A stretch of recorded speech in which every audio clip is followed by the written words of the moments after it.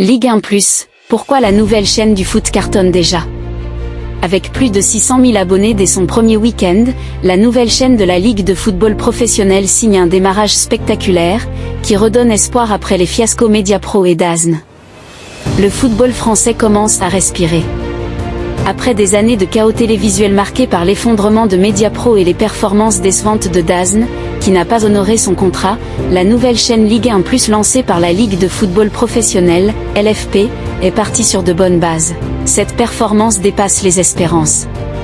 Là où DAZN avait mis 6 mois laborieux pour atteindre 500 000 abonnés, avant de terminer péniblement autour de 650 000, Ligue 1+ a franchi la barre des 600 000 en quelques jours. Ce départ a surpris l'ensemble de nos distributeurs, a confié Nicolas de Taverneau à RMC Sport, visiblement soulagé après des mois d'incertitude. À lire aussi Giovanni Castaldi sur Ligue 1+, pourquoi tant de haine? La stratégie des hyperdistributions, mise en place de manière pragmatique, s'avère particulièrement efficace. Contrairement à ses prédécesseurs, Ligue 1+ a multiplié les canaux d'accès, plateformes propriétaires, Amazon Prime Video, DAZN, les 4 principaux opérateurs télécoms, Free, SFR, Bouygues, Orange, et même les téléviseurs connectés Samsung. Une approche pragmatique qui contraste avec les erreurs du passé. Une couverture éditoriale originale. Le succès de Ligue 1+ repose aussi sur une politique tarifaire agressive. À 9,99 € par mois pendant 3 mois, puis 14,99 € pour un engagement annuel, la chaîne divise par 2 le prix pratiqué par DAZN l'an dernier. Mais le prix n'est pas le seul argument, nuance Nicolas de Taverneau.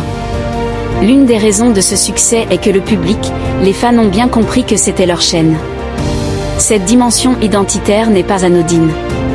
Après avoir subi les aléas de diffuseurs étrangers peu investis dans le football français, les supporters retrouvent une chaîne qui leur appartient à travers les clubs et défend la notion du football français.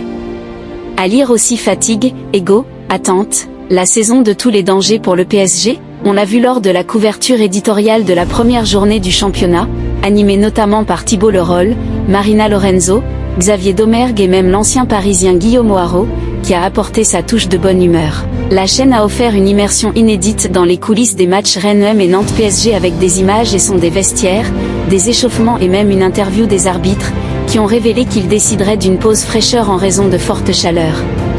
Avant le match du PSG contre Nantes diffusé en clair afin d'attirer de futurs abonnés, Ligue 1+ a diffusé une interview du milieu portugais Vitinha, qui serait le buteur de la rencontre.